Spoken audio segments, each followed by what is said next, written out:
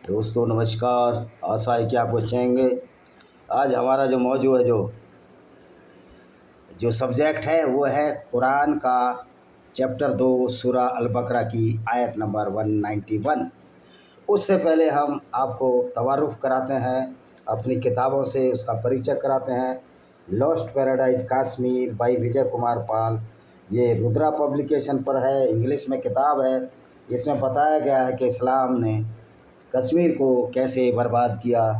ये दूसरी किताब है विनेमस फैंग्स ऑफ कोबरा। इसमें बताया गया इस्लाम की उन्हीं सभी आयतों का हवाला दिया है कि किस तरह इस्लाम ने भारत को बर्बाद किया, पूरी दुनिया को बर्बाद किया। इसी तरह अन्य किताब है blender of ब्लेस्फेमी by Vijay Kumar Pal. ये अस्तित्व प्रकाशन पब्लिकेशन बिलासपुर छत्तीसगढ़ में छपी है। इस किताब में बताया गया है कि किस तरह इस्लाम के नाम पर लोगों को कत्ल किया जा रहा है। ये किताब है पैरानोइया ऑफ कल्ट्स। इसमें बताया गया है कि ये जो कल्ट है, जो इस्लाम है, इसकी आयतें कितनी ख़तरनाक हैं। ये आपको 700 पब्लिकेशन बिलासपुर पर पब्लिश हुई है, लेकिन आपको अमेज़ॉन फ्लिपकार्ट पर मिल जाएगी। आप इसको पीडीएफ पर भी ड्राइव कर सकते हैं, सस्ते में आपकी पीडीएफ हो जाएगी। घर पर ही इसको डाउनलोड करके कुछ पैसे खाते में डालकर दे सकते हैं। डेमोक्रेसी ऑफ इंडियन कॉन्स्टिट्यूशन, इसमें किस तरह डेमोक्रेसी के नाम पर हिंदुओं का बर्बादी की गई वो लिखा गया है। मुझे किसी पार्टी से कोई सरोकार नहीं है, जो गलत बात है वो गलत है। ये जौहर है कि क्यों भारतीय नारियों को इस्लाम की गुंडागर्दी के सामने अपनी जान बचाने के लिए जौहर वर्त करने पड़े। ये इंडियन सब कॉन्टिनेंट में सारे जौहर दिए गए हैं जो जो हमारी हिंदू वीरांगनाओं ने किए। ये है ब्लैक डॉट्स ऑफ टेररिज्म। इसमें इस्लाम में टेररिज्म क्यों है और इस्लाम के जितने भी ऑर्गेनाइजेशन हैं उन सब का हवाला दिया है। कश्मीर में जो कत्लेआम हुआ उसका भी हवाला दिया है। ये है ब्लैक डॉट्स ऑफ टेररिज्म। इसी तरह मेरी एक किताब है लेमेंट ऑफ सिंजार। इसमें यजीदी औरतों के साथ किस तरह बलात्कार हुए उनका हवाला दिया गया है। ये भाई विजय कुमार पाल, जैसा कि मेरा नाम है, इसको भी आप बाज़ार से अमेज़ॉन पर ख़रीद सकते हैं। ये है इन्वेडर्स एंड हिडन फैक्ट, किस तरह इस्लाम की गुंडागर्दी की वजह से हिंदुओं को बर्बाद होना पड़ा, क्योंकि इस्लाम इसी तरह है, वो लूटने और खसोटने में विश्वास रखता है। और उनके पैगंबर साहब खुद काफ़िले लूटते थे, जिसका 20% हिस्सा मिलता था। ये मेरी किताब है discriminated Hindus by Vijay Kumar Pal. ये सबसे ज़्यादा बिकने वाली किताब है, किस तरह हिंदुओं को सताया गया। तो दोस्तों, आज हम कुरान की सूरा अल बकरा की 191वीं आयत करते हैं और बताते हैं कि इस्लाम किस तरह से गैर मुस्लिमों के खिलाफ एक दादागिरी है, रादर कहो गुंडागर्दी है या कहो अपराध है। तो इसका मैं उसमें अरबी में भी इसको पढ़ देता हूँ, क्योंकि लोग जो है ये कहते हैं कि अरबी अरबी अरबी। तो अरबी में देखिए क्या है। वक़्तुलहुम हैतु तगीफुतुमुहुम वाक़िहुरजुहुम मिन हैतु अखरजुकुम वालिफितनानु अशदहु मिनल क़त्लि वला फ़क़्तुलूहुम ओइन्नल मस्जिदि अल हरामि हत्ता युक़ातिलुकुम फ़ीहि फ़इन क़तलुकुम फ़क़्तुलूहुम कतहलिका ज़हज़अल कफ़रीना। तो दोस्तों, इसका मतलब है, और जहाँ कहीं भी उन पर काबू करो, उन्हें कत्ल करो, उन्हें निकालो जहाँ से उन्होंने तुम्हें निकाला है, इसलिए कि फितना कत्ल से भी बढ़कर गंभीर है। उत्पीड़न, फितना मतलब उत्पीड़न। लेकिन मस्जिद हराम के निकट तुम उनसे न लड़ो जब तक वे स्वयं तुमसे वहाँ युद्ध न करें। अतः वे तुमसे युद्ध करें तो उन्हें कत्ल करो। ऐसे इनकारियों का ऐसा ही बदला है। तो दोस्तों, ये उस समय की बात है जब मोहम्मद मदीना गया मक्का से। तो ये दावा करते हैं हमारे मुस्लिम स्कॉलर कि मोहम्मद को जान बचाकर भागना पड़ा। वस्तुस्थिति ऐसी नहीं है, ये सब झूठ बोलते हैं। मोहम्मद 10 साल मक्का में रहा। इस्लाम लाने के बाद ये जो मिसगाइडेड मिसाइल इस्लाम की छोड़ी, जो गुंडागर्दी भरी मिसाइल जिसको इस्लाम के नाम से जानते हैं, किसी ने उसको मारा तक भी नहीं, किसी ने उसको कत्ल करने की कोशिश भी नहीं की।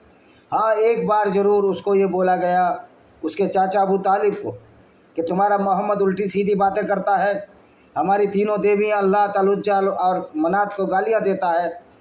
तो पैगंबर मोहम्मद को समझाने के लिए बोला, इससे ज़्यादा कुछ नहीं हुआ। अगर वो चाहते तो जब ही कत्ल कर देते जब मक्का से मदीना भागा। तो ये मोहम्मद मक्का से मदीना क्यों भागा? उसकी वजूहत थी कि झूठ बोलते थे। इन्होंने झूठ बोल बोल कर लोगों को बेवकूफ़ बनाना शुरू कर दिया। चांद के 2 टुकड़े या उसके यात्रा, बुराक नाम के जानवर पर यात्रा, और वो यात्रा भी उस जानवर पर जिसको कि मैंने तो प्राणी विज्ञान में मास्टर डिग्री है, मैंने तो वो जानवर सुना नहीं, ना एवोल्यूशन थ्योरी में देखा है हम लोगों ने, आपने भी नहीं सुना होगा। ये बुराक का स्पेशल जानवर सिर्फ इस्लाम में मिलता है, जो कि एक बहुत बड़ा झूठ था। और सबसे बड़ा झूठ जो मोहम्मद ने ये बोला उसके बाद कि मैं वहाँ अलक्सा बैतुल में जो मस्जिद है उस पर मैंने पूजा की, मैंने नमाज़ पढ़ी। वो मस्जिद तो वहाँ बनी ही नहीं थी, वो तो मोहम्मद की मौत के बाद बनी मस्जिद। और 1,20,000 फरिश्ते भी आए। तो जब 1,20,000 फरिश्ते जब नमाज ही नहीं पढ़ी तो 1,20,000 फरिश्ते कहाँ से आ गए? तो ये सारा झूठ जो करता था। और कोई 1,20,000 पैगंबर इनके नहीं है। सारे पैगंबर मोहम्मद ने ईसाइयों की धर्म पुस्तक या यहूदियों की तोरा से चोरी किए। मोसेस को इन्होंने मूसा बनाया, इब्राहिम को इब्राहिम बनाया, इसी तरह जोसेफ को यूसुफ बना दिया, और इसी तरह मैरी को मरियम बनाकर इसने अपना व्यापार चलाया। ये कोई इस्लाम नहीं, एक ऐसी क्रूर अत्याचारी विचारधारा थी जो लोगों को कत्लो गारत करती थी। तो ये कहते हैं कि हमको निकाला। पहली बात तो इनको निकाला नहीं। दूसरी बात, इन्होंने कहा कि मस्जिद हराम के निकट उनसे ना लड़ो। मोहम्मद ने जब 630 में मक्का पर चढ़ाई की तो मस्जिद हराम के पास ही लड़ाई हुई, और मोहम्मद ने एक व्यक्ति को तो मस्जिद के अंदर भी कत्ल किया, काबा में कत्ल किया, कि वो मोहम्मद की खिलाफत करता था, मोहम्मद के झूठ का भंडाफोड़ करता था। वो बेचारा पर्दे के पीछे छिप गए वो व्यक्ति, मैंने वीडियो डाला है इसका, उसको भी कत्ल कर दिया मोहम्मद ने। तो ये मोहम्मद तो खुद मस्जिद के पास लड़ाई लड़ते थे, दूसरों के मंदिरों को, दूसरों के गिरजाघरों, और ये काबा भी ये मोहम्मद का काबा नहीं था, ये बहुदेववादियों का काबा था। इसमें मूर्तियां थी, 360 मूर्तियां थी, जिनको मोहम्मद ने तोड़ डाला और उस पर कब्जा जमा लिया। अब सवाल ये होता है, जब ये कहते हैं कि मोहम्मद को जहाँ से निकाला, तो यही बात अगर हिंदू कहें कि मुसलमान, इस्लाम तो हिंदुस्तान का आइडियोलॉजी नहीं है, या बुद्धिस्ट कहें या हिंदू कहें कि अफ़गानिस्तान भी इस्लाम का देश नहीं था, सीरिया में ईसाई रहते थे, इजिप्ट में यहूदी रहते थे। इसमें एक किस्सा और सुनाता हूँ। जो मोसेस थे उनको इस इजिप्ट से जब निकाला गया, जिसको कि मूसा बनाया इसने, मोहम्मद ने उसको पैगंबर बनाया, लेकिन उससे प्रेरणा नहीं ली। जब मोसेस को यहूदियों के साथ निकाल दिया तो वो कनान देश में, जो आजकल इजराइल के आसपास की भूमि है, इजराइल, जॉर्डन, लेबनान के, वहाँ जाकर बस गए, लेकिन कत्ले गारत नहीं किया। लेकिन इस मोहम्मद ने मक्का के निकलने के बाद मदीना में कत्लो गारत किया, और वो कत्लो गारत से साबित हुआ है कि मोहम्मद मूसा से बहुत निम्न दर्जे का नबी है। नबी तो है ही नहीं, ये तो साधारण मनुष्य से भी गिरा हुआ व्यक्ति है, क्योंकि मूसा ने कोई कत्ल नहीं किया, लेकिन तुम्हारे प्यारे नबी सल्लल्लाहु अलैहि वसल्लम ने कत्लों का अंबार लगा दिया, लाशों का अंबार लगा दिया, औरतों के साथ बलात्कार होने लगे। तो अब ये पूछना चाहते हैं कि जॉर्डन से, लेबनान से, इवन के सऊदी अरब में भी पहले कोई मुसलमान नहीं था, यहूदियों की भूमि थी, क्रिश्चियनों की भूमि थी। भारतीय उपमहाद्वीप, जिसमें कि अफ़गानिस्तान से लेकर थाईलैंड, मलेशिया, श्रीलंका, नेपाल, भारत, बांग्लादेश जो आज का, और पाकिस्तान, ये जितने भी देश हैं, थाईलैंड, मलेशिया, इंडोनेशिया, ये तो सब सनातन वैदिक धर्म की भूमि थी। ये बुद्धिस्ट की भी भूमि नहीं थी, कि बुद्धिस्ट तो बहुत में आए, और बुद्धिस्टों से तो कोई झगड़ा भी नहीं है सनातन वैदिक धर्म का। दलाई लामा पहले ही कह सके हैं कि पहले मैंने सनातनी वैदिक हूँ, उसके बाद बुद्धिस्ट हूँ, कि बुद्धिस्ट भी बुद्ध से बने हैं। अब ये अलग बात है, कुछ लोग निश्चित तौर पर वो सताए हुए लोग जो कि ऊंच नीच के जाल में फंसे हैं, वो चिड़े हुए हैं तो गाली तो देंगे ऐसे लोगों को जिनकी वजह से वो नीच ऊंच देखना पड़ा उनको। तो मैं पूछना चाहता हूँ, फिर कश्मीर से सारे मुसलमानों को खदेड़ देना चाहिए, भारत से सारे मुसलमानों को खदेड़ देना चाहिए, क्योंकि अगर हम ये काम करेंगे तो हम कुरान की चैप्टर 2 सूरा अल बकरा की 191 आयत को ही आगे बढ़ाएंगे तो ये तो सवाब मिलेगा। तो कुरान के हिसाब से तो सारे मुसलमानों को उन देशों से खदेड़ देना चाहिए, क्योंकि कुरान कहती है ना, जहाँ से हमको खदेड़ा गया मोहम्मद साहब को, वहाँ से हम उनको खदेड़ेंगे, उनको कत्ल करेंगे, उनको भगाएंगे। लिखा है ना, निकालो तुम्हें निकाला। तो भाई कश्मीर से तो मुसलमानों ने हिंदुओं को निकाला है, सीरिया में मुसलमानों ने ईसाइयों को निकाला है, लेबनान में ईसाइयों को निकाला है, जॉर्डन में यहूदियों को निकाला है, सारी दुनिया में अफ़गानिस्तान में बुद्धिस्ट और हिंदुओं को निकाला है, इंडोनेशिया में हिंदुओं को बर्बाद किया है, उनको मुसलमान बनाया है। तो दोस्तों, ये इस्लाम एक डबल स्टैंडर्ड चीज़ है। इनके अपने अकीदे, अपने विश्वास अपने फ़ायदे के लिए होते हैं। इनको इंसानियत से कोई लेना देना नहीं है, इस्लाम को ना मोहम्मद को। जो ये कहते हैं कि मोहम्मद साहब को इंसानियत से लेना देना था, वो ये साबित करें कि उनको इंसानियत से लेना देना था। अगर इंसानियत से लेना देना था तो वापस मक्का में आए 360 मूर्तियाँ क्यों तोड़ी? उनको तो मक्का से घायल भी नहीं किया था किसी ने, बल्कि मोहम्मद ने तो बहुत लोगों को कत्ल कराया था। औरतों तक को मोहम्मद ने कत्ल कराया, अपनी एक फरताना जो गुलाम थी उसको भी कत्ल करा दिया। तो मोहम्मद तो औरतों के भी कातिल थे, तो ये कहना कि मोहम्मद बड़ा दयालु था। तो दोस्तों, ये इस्लाम इसी तरह चलता है। इस्लाम की इनकी जो आयत है सूरा अल बकरा चैप्टर 2 191 आयत सिर्फ मुसलमानों के लिए है, मुसलमानों के हित के लिए है। लेकिन एक बात बताइए, अगर इसमें गैर मुस्लिमों का हित हो रहा है तो हम भी उसको मान लेते हैं। हम भी मुसलमानों को वहीं खदेड़ देना चाहिए इसके हिसाब से जहाँ से वो आए थे। यहाँ भारत में अरबी और तुर्की और अफ़गानी मुसलमानों का क्या काम है जो आज बसे हुए हैं पूरी दुनिया में? पूरी दुनिया में मुसलमानों का क्या काम है? इन्होंने हमारे मंदिर कब्जे किए हैं, इन्होंने हमारे सिनेगोग कब्जे किए हैं, इन्होंने हमारे चर्च कब्जे किए हैं। तो दोस्तों, आज हिंदू ईसाई यहूदियों को एक होने का समय है, क्योंकि आपका दुश्मन बहुत बड़ा है। जो जिस विचारधारा से आप लड़ रहे हो बड़ी खतरनाक विचारधारा है, वो सिर्फ लेना जानती है, देना नहीं जानती। इस्लाम ने दुनिया को कुछ नहीं दिया, ख़ास तौर पर गैर मुस्लिमों का तो सब कुछ छीना है। उनके पूजा स्थल छीने, उनकी औरतों के साथ बलात्कार इस्लाम की वजह से हुए। गैर मुस्लिम औरतों के बलात्कार इस्लाम में जायज़ है, इस्लाम इसकी इजाज़त देता है।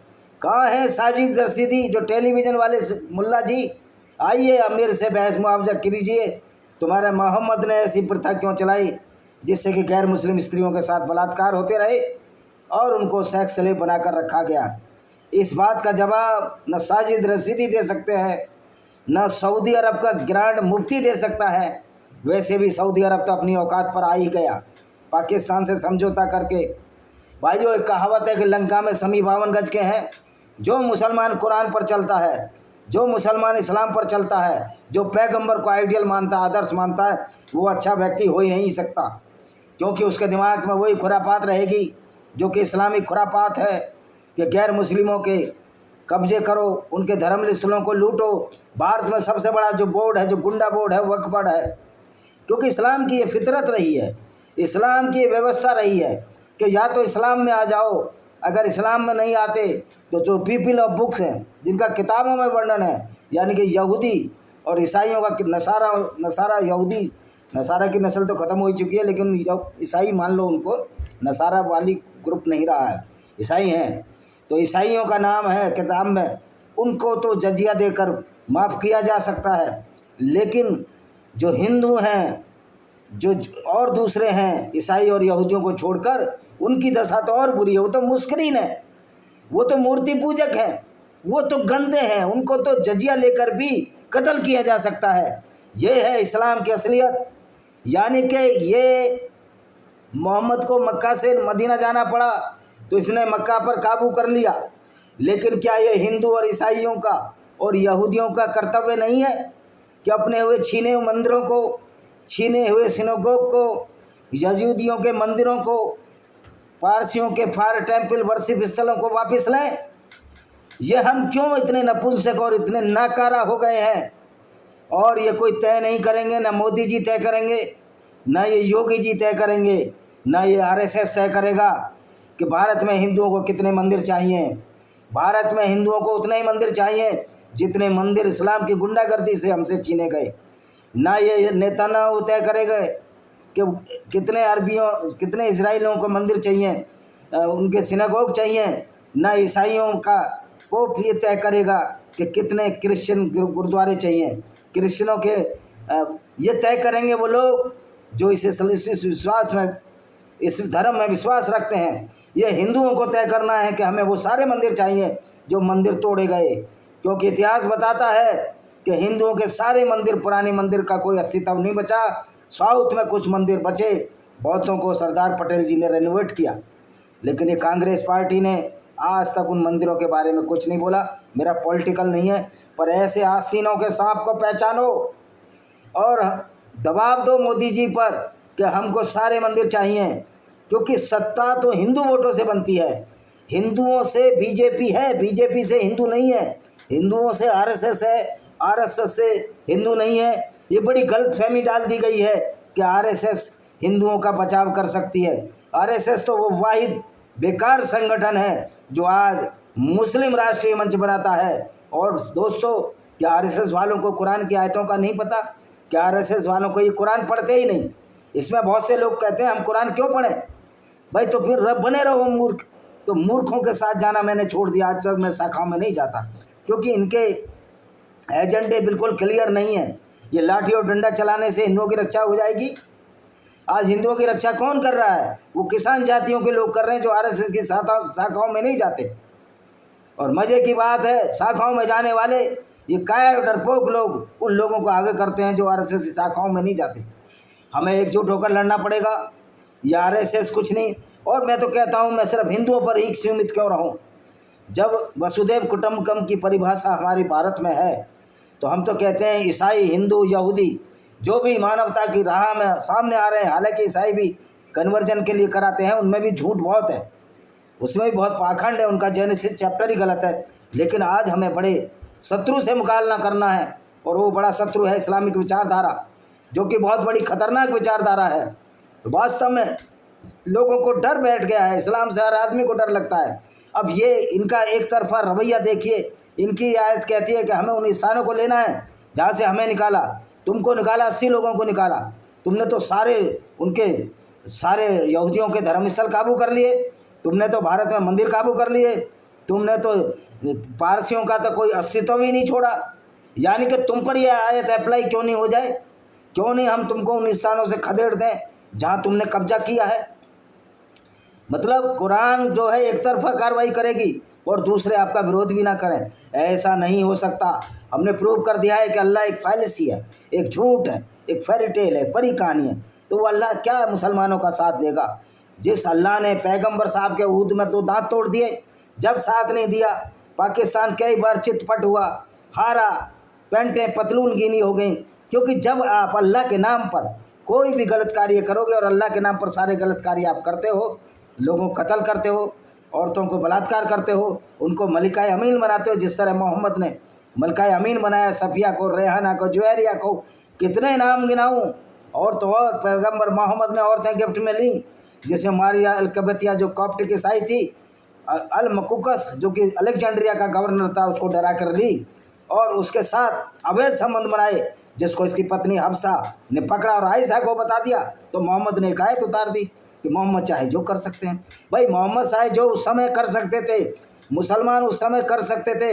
अब तुम्हारा युग खत्म हो चुका है। एक इस्लामिक गुंडागर्दी का हमको डटकर मुकाबला करना है। इसके लिए शस्त्र और शास्त्र, सड़कों पर भी उतरना पड़े तो सारे गैर मुस्लिमों को एक हो गए। नई इस्लामिक विचारधारा पूर्वी मानवीय सभ्यता को ली जाएगी। और ये मैं कोई प्रूफ के आधार पर कह रहा हूँ।